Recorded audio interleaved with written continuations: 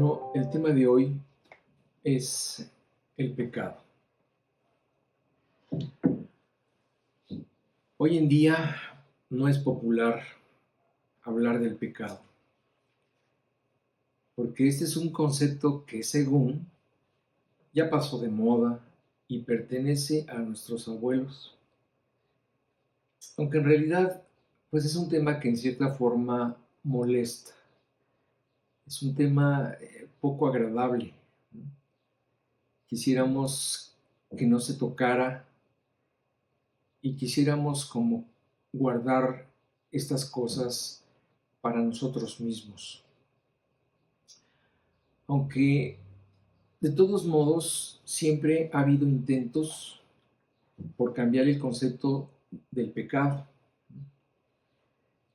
Y a través del tiempo ha sido suplantado por una serie de eufemismos que tratan de suavizar la fuerza de estas 6 letras. P-E-C-A-D-O. Pecado. Ahora, la psicología le llama de diferentes formas. Le quiere llamar falta común, culpa, trauma, debilidad humana, mal menor, etc. Y su terapia aconseja olvidarse de estos conceptos viejos y desechar cualquier cosa que aliente en nosotros un sentimiento de culpa y que simplemente abramos nuestra mente a cualquier tipo de experiencia. Pero esto es algo así como cambiarle la etiqueta al veneno para que lo tomen sin miedo y sin restricción alguna. Mucha gente que ha aceptado este concepto liberal vive abiertamente en el pecado. Ha desechado el sentido de culpa que Dios puso en sus conciencias al grado de decir, yo no me arrepiento de nada, ¿no? El arrepentimiento es para los débiles.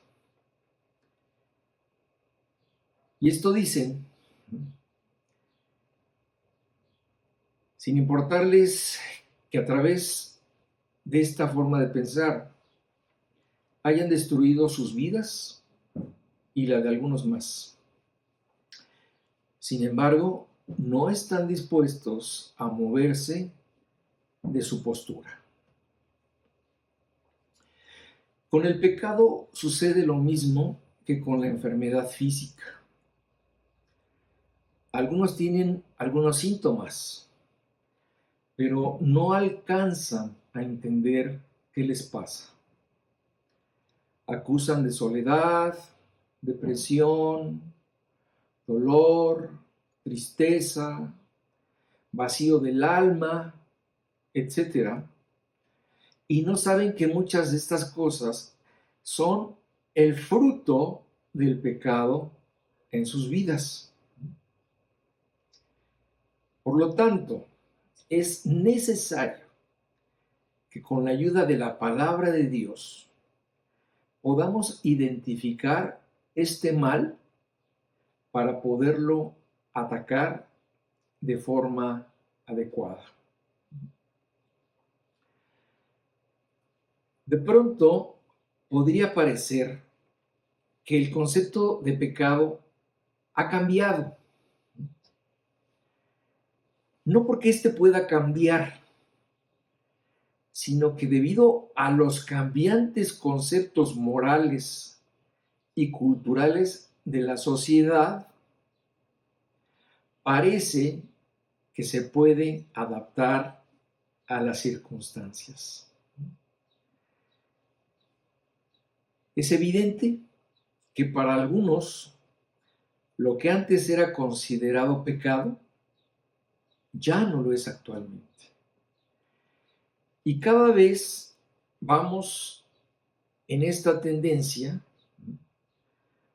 tratando de dar mil explicaciones y tratando de tolerar conductas, acciones y pensamientos que 20, 50 o 100 años atrás eran realmente inconcebibles. Quiero citar un comentario del fallecido doctor psiquiatra Carl A. Menninger, padre de la psiquiatría estadounidense, de su libro ¿Qué pasó con el pecado? Dice así: si la responsabilidad personal por nuestros actos y por la de los demás fuera aceptada por todos y el hombre volviera a sentir culpa por sus pecados, se arrepintiera y despertara una conciencia que le sirviera como un disuasivo para no cometer más pecados, entonces la esperanza regresaría al mundo. ¡Wow! O sea, date cuenta, estas son las palabras de un psiquiatra, no de un pastor o de un teólogo, sino de un hombre que en el ejercicio de su profesión encontró en la terapia del arrepentimiento la solución al problema del hombre. En este estudio vamos a ver lo que la Biblia dice del pecado. Vamos a recurrir al concepto, a la definición que Dios nos dejó en este libro sagrado. Vamos a quitar de nuestra mente los conceptos que las diferentes disciplinas nos dan para restringirnos completamente a lo que la Biblia nos dice acerca del pecado. Claro, hablar del pecado es hablar de nosotros mismos. Es hablar de nuestra propia esencia. Y de alguna forma no será agradable, porque finalmente a nadie le gusta verse tal como es. Nos agrada, y es una tendencia de todos los seres humanos, imaginarnos que somos lo que no somos y que estamos haciendo bien cuando realmente estamos haciendo las cosas mal. A nadie le gusta poner al descubierto lo que la mayoría quisiera que nunca se supiera. Pero no te preocupes, porque esto es algo que quedará entre tú y Dios. Espero que al final de este estudio, que será en 2 partes, este día y el próximo domingo, si Dios lo permite, ¿verdad? Espero que al final de este estudio se cumplan 3 objetivos principales. Que te des cuenta de lo terrible que es el pecado, que te reconozcas pecador y que veas tu necesidad de reconciliarte con Dios, con tu prójimo y contigo mismo. Para poder entender todos estos aspectos del pecado, vamos a empezar a ver cuál es el origen del pecado. La Biblia nos dice que el pecado entró en el mundo por medio de una criatura que Dios había puesto en un rango muy alto. Este era un ser privilegiado que tenía una gran cercanía a Dios, el cual nos describe la Biblia en Ezequiel 28, de los versículos 11 al 15. Dice así: Vino a mí palabra de Jehová diciendo: Hijo de hombre, levanta endechas sobre el rey de Tiro y dile: Así ha dicho Jehová el Señor, tú eras el sello de la perfección, lleno de sabiduría y acabado de hermosura. En Edén, en el huerto de Dios, estuviste. De toda piedra preciosa era tu vestidura, de cornerina, topacio, jaspe, crisólito, berilo y ónice, de zafiro, carbunclo, esmeralda y oro. Los primores de tus tamboriles y flautas estuvieron preparados para ti en el día de tu creación. Tú, querubín grande, protector, yo te puse en el santo monte de Dios. Allí estuviste, en medio de las piedras de fuego te paseabas. Perfecto eras en todos tus caminos, desde el día que fuiste creado hasta que se halló en ti maldad. Este pasaje tiene una doble referencia. En primera instancia, se dirige a este personaje sobrenatural y también al rey de Tiro. Pero al hablar de este ser angélico, se le describe como perfecto, lleno de sabiduría, hermoso, un querubín grande, protector. Nosotros entendemos, ¿verdad?, que dentro de la jerarquía angelical, los querubines son guardianes y ayudantes de Dios. Pero como dice al final de este pasaje, perfecto eras en todos tus caminos desde el día que fuiste creado hasta que se halló maldad en ti. Algo pasó que este querubín tan cercano a Dios cayó en maldad. El profeta Isaías nos describe en qué consistió precisamente el acto de maldad de este ser, cuyo nombre, como lo veremos, era Lucero, hijo de la mañana. Este era su nombre antes de caer y convertirse en, ya sabes de quién estamos hablando, ¿verdad? Antes de convertirse en Satanás. Satanás, que tiene muchas caras, que tiene muchos aspectos. De hecho, la Biblia, para describir su vil carácter, usa más de 40 nombres.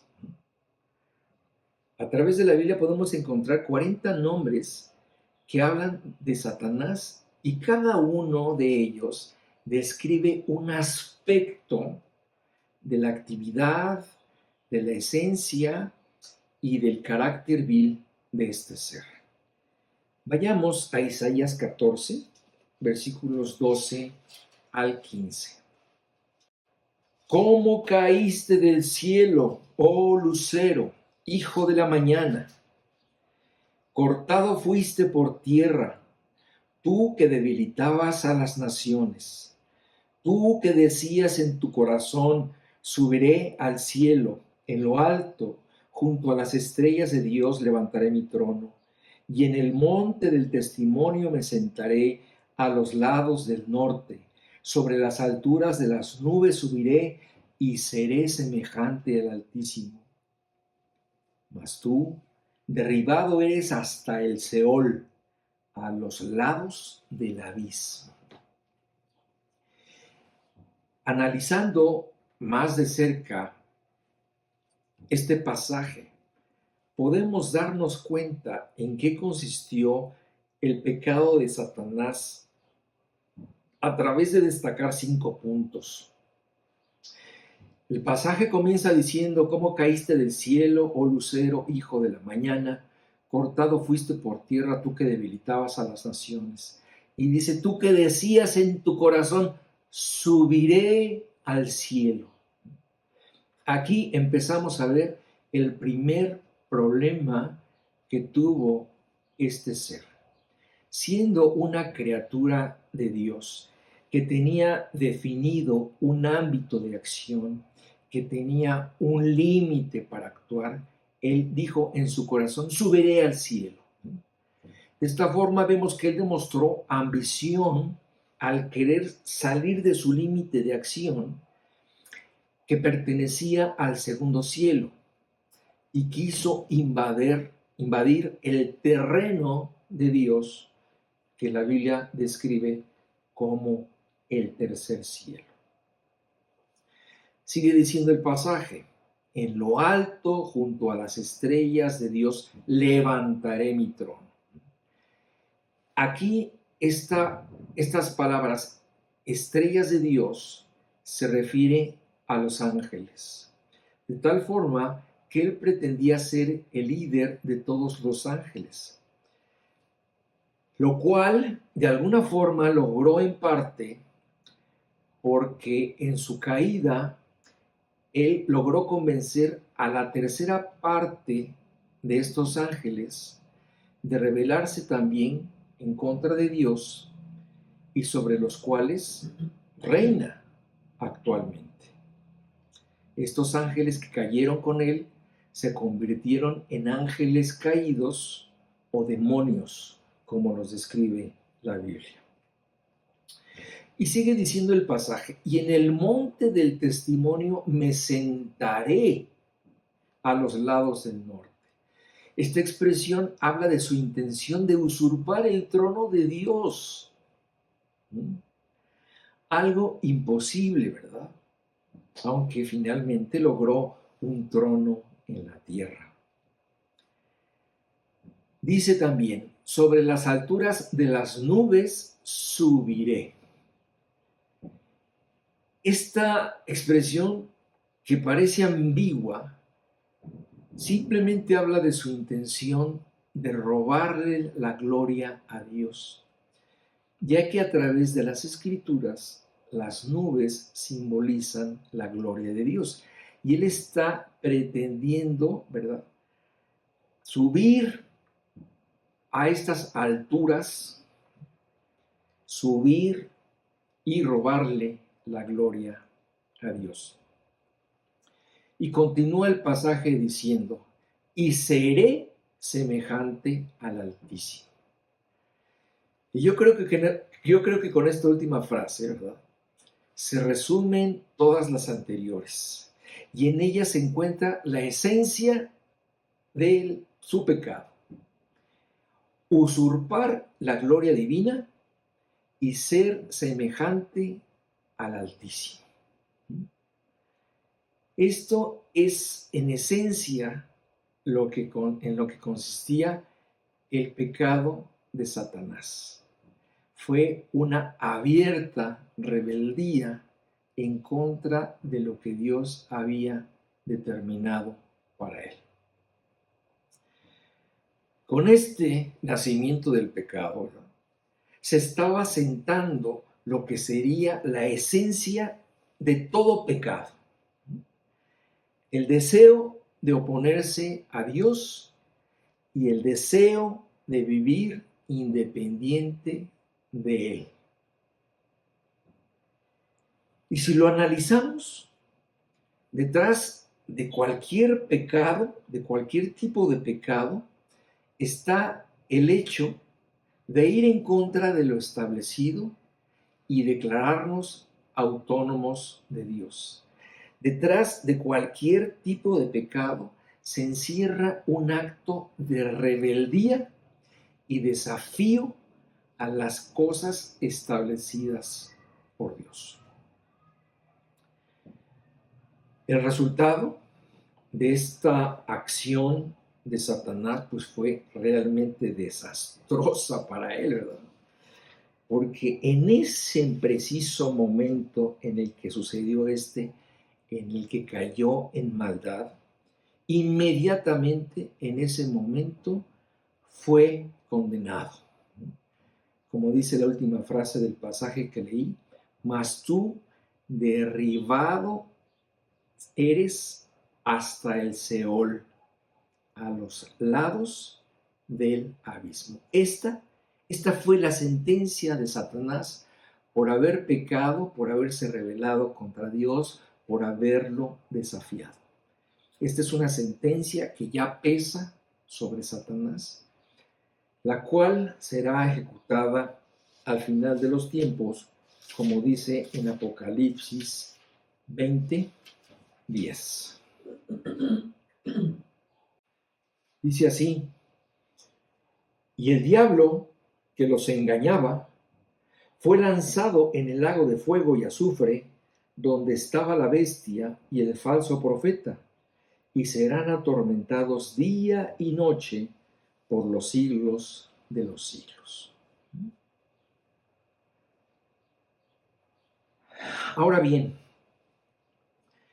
lo más terrible de todo esto es que este pensamiento satánico, este pecado, no solo quedó en la persona de Satanás, sino que él buscaría a toda costa la forma de contaminar al hombre también. Y lo hizo en el preciso momento en el que apareció el primer ser humano, que fue Adán. Y entonces aquí pasamos a esta otra parte del estudio, donde vamos a ver el origen del pecado ya en el hombre. Cuando Dios creó a Adán y Eva, pues los puso en medio de un paraíso donde todo era perfecto, donde podían vivir verdaderamente felices y realizados y sin restricciones por toda la eternidad, porque el plan de Dios era que esta circunstancia de ellos en el paraíso se perpetuara por toda la eternidad junto con sus propias vidas. Pero en este lugar, Dios les dejó una sola prohibición con la finalidad de probar su fidelidad y su obediencia a Dios. Y veamos lo que pasó en Génesis 2, versículos 16 y 17. Dice así: y mandó Jehová Dios al hombre, diciendo: de todo árbol del huerto podrás comer, mas del árbol de la ciencia del bien y del mal no comerás, porque el día que de él comieres, ciertamente morirás. Y todos conocemos la historia, ¿verdad? Todos conocemos cuál fue la reacción de esta primera pareja humana ante los mandamientos de Dios. Ellos desobedecieron, finalmente probaron de este fruto prohibido, y esto hizo que Adán y Eva murieran de dos formas. Murieron físicamente, ya no serían eternos, sus cuerpos morirían, como sucedió, pero también murieron espiritualmente, porque en ese momento rompieron su comunión con Dios y además fueron expulsados de un lugar al que ya no pertenecían. Fueron expulsados de la situación ideal en la que vivieron y fueron sacados de Edén. Una pregunta que muchas veces surge en las personas es esta pregunta, ¿verdad? ¿Por qué no fueron capaces de cumplir con este único, solo y sencillo mandamiento? La respuesta la da la Biblia. Porque precisamente este ser condenado, este ser que ya se había convertido en enemigo de Dios, empezó a entrar en escena. Y Satanás comenzó a contaminar al hombre con sus pensamientos anti Dios. Y empezó a sugerirle al hombre apartarse de sus mandamientos y vivir independientes de su Creador.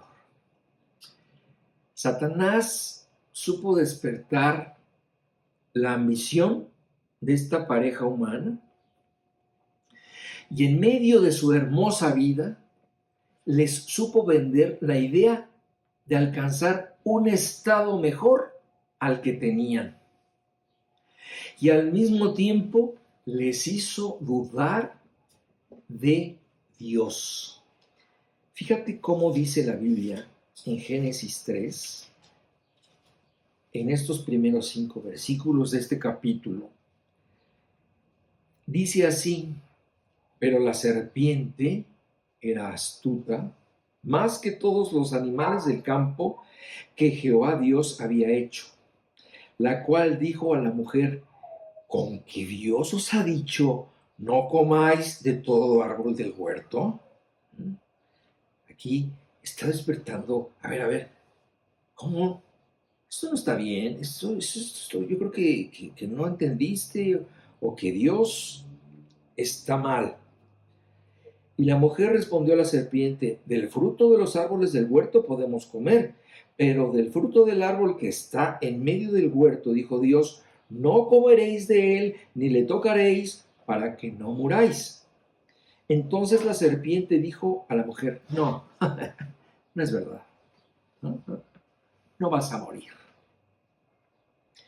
Entonces la serpiente dijo a la mujer: no moriréis, sino que sabe Dios que el día que comáis de él, serán abiertos vuestros ojos y seréis como Dios, sabiendo el bien y el mal. Y con esto fue suficiente para que el hombre oyera la palabra de Satanás y cayera. ¿Te das cuenta hacia dónde los encaminó Satanás? Los llevó exactamente a su terreno. Los llevó al camino de la mentira.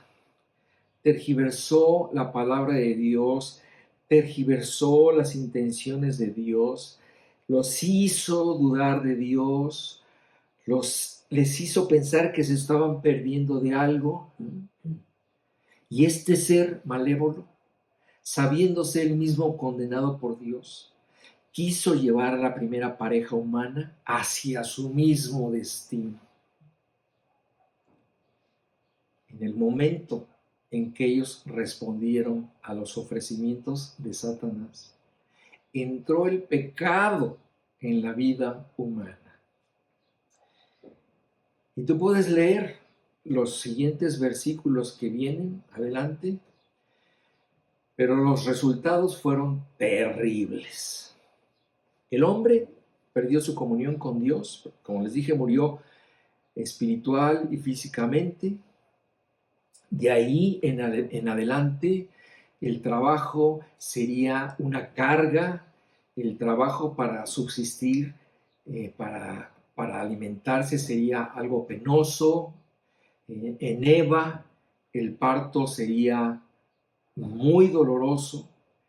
Y además de todo esto, el efecto del pecado no solamente fue sobre la pareja humana, sino que la Biblia nos dice que toda la naturaleza en general se afectó.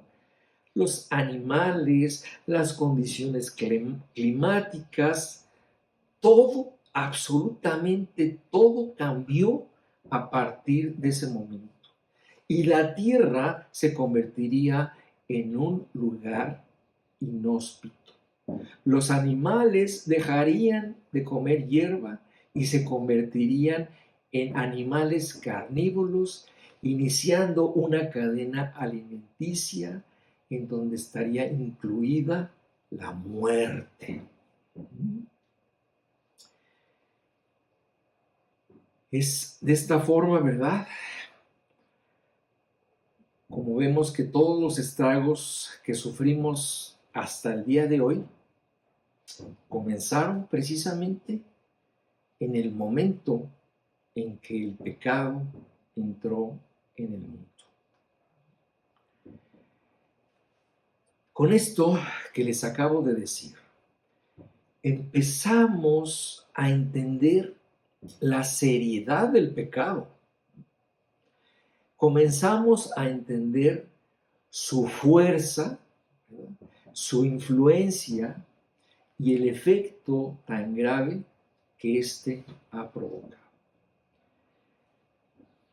En resumen, podría decirles, ¿verdad? El pecado comenzó con Satanás, pero no quedó allí. Como cruel gangrena, el pecado entró en el mundo por medio de Adán, a causa de su desobediencia.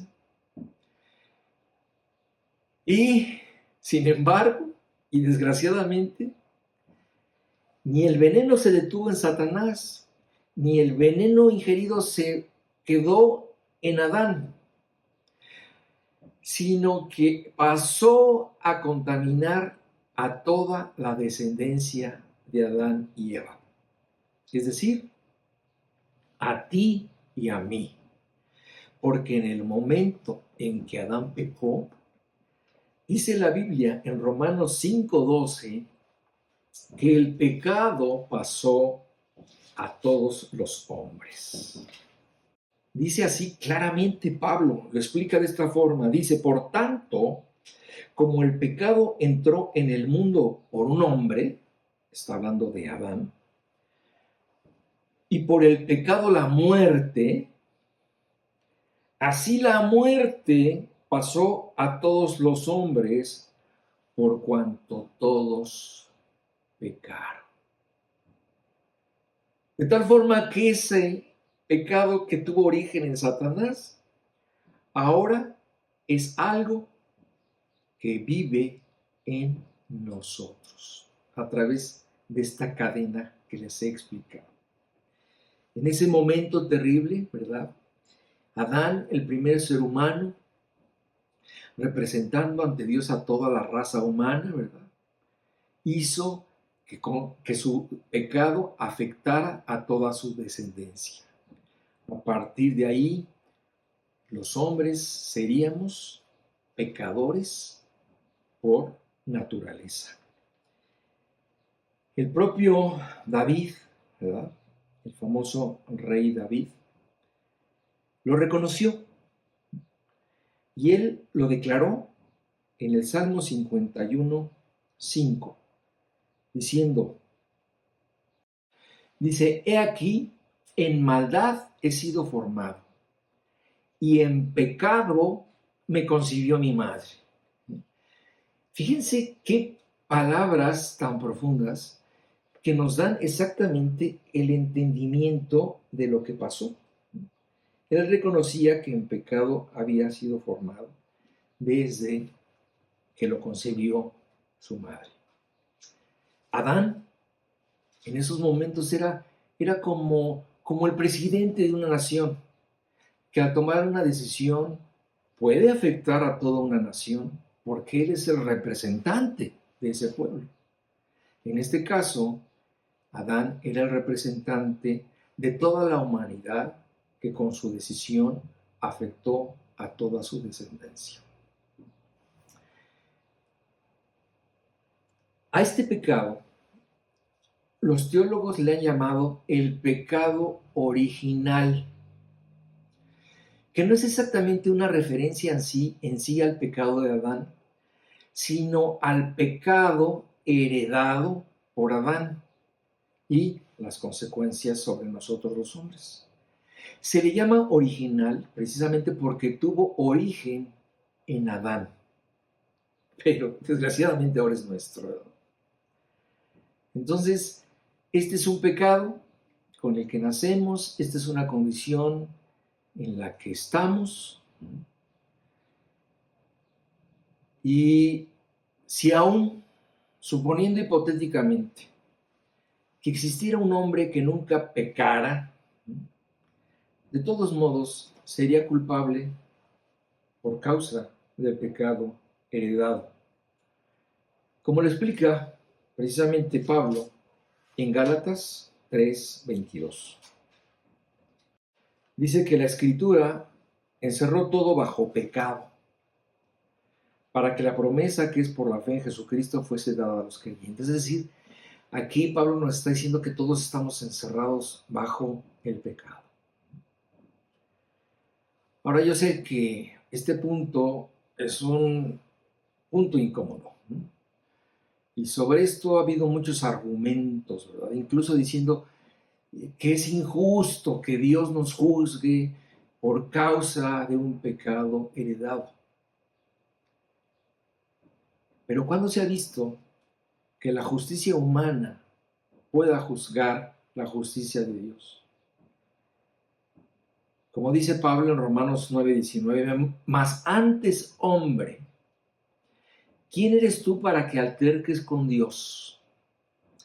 Dirá el vaso de barro al que lo formó, ¿por qué me has hecho así?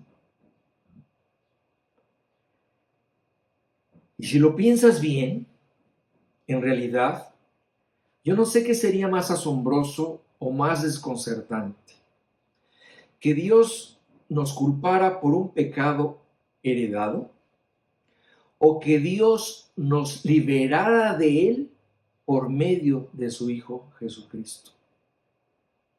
Porque mientras Satanás se reía por su éxito en el Edén, Dios estaba meditando en la forma en que él podría rescatar al hombre de esta situación.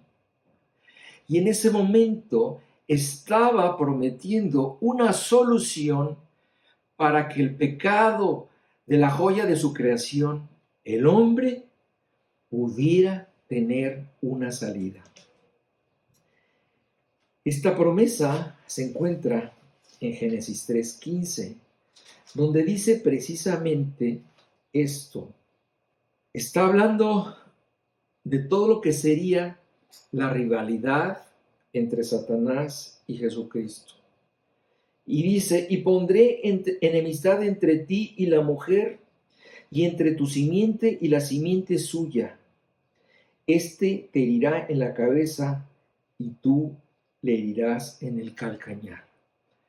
Aquí está hablando de esta rivalidad que habría entre Jesucristo y Satanás, en la que finalmente los resultados serían que Satanás lograría herir el talón de Jesús, pero Jesús en la cruz le aplastaría la cabeza. Entonces es importante continuar con esta explicación que nos da Pablo en Romanos 5, del 15 al 16, donde precisamente explica el contraste entre estas dos situaciones.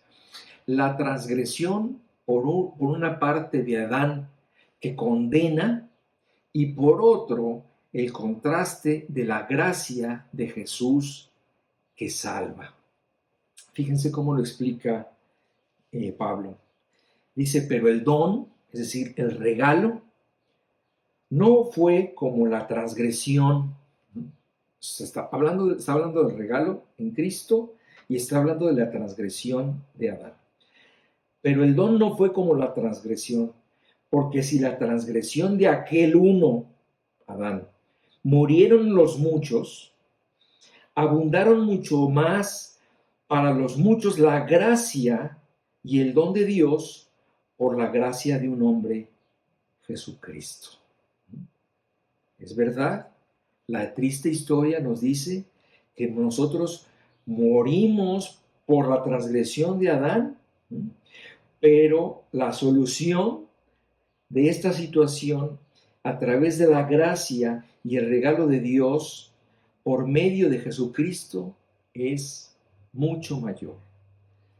Y dice, continúa diciendo Pablo, y con este don no sucede como en el caso de aquel uno que pecó, Adán, porque ciertamente el juicio vino a causa de un solo pecado para condenación, el de Adán.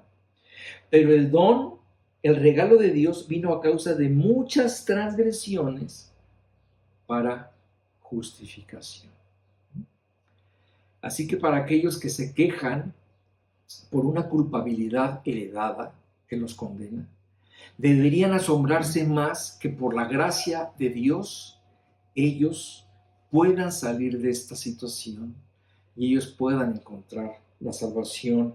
Como dice también más adelante, en este versículo de Romanos 5:19, dice, porque así como por la desobediencia de un hombre los muchos fueron constituidos pecadores, así también por la obediencia de uno, Jesús, los muchos serán constituidos justos. La presencia de Jesús en la tierra fue un acto de misericordia, fue un acto de rescate, de gracia. Fue un regalo inmerecido que Dios nos dio a través de su Hijo. Pero también debemos entender que fue un acto de justicia, porque no había otra forma de salvar al hombre si no se efectuaba el pago de su transgresión. Porque según la ley de Dios, la paga del pecado es muerte, ¿verdad? Muerte eterna. De tal forma que alguien tenía que pagar. Y Jesús fue presentado como nuestro sustituto y como el representante de toda la humanidad. Y en la cruz Él pagó por el pecado de todos nosotros. Veamos, para terminar, lo que dice en 1 Corintios 15, versículos 21 y 22. Fíjate estos preciosos versículos, dice, porque por cuanto la muerte entró por un hombre, esto ya es algo que ya entendimos, ¿verdad? También por un hombre la resurrección de los muertos.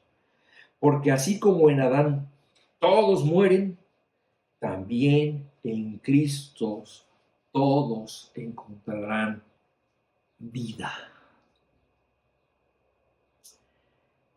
Este es el gran contraste que la Biblia nos presenta entre Adán, dador de muerte, y entre Cristo, un dador de vida. Ok, vamos a dejarlo hasta allí. Vamos a continuar la semana que entra con este tema. Ok, bueno, pues como siempre les digo, que Dios los bendiga. Maranata.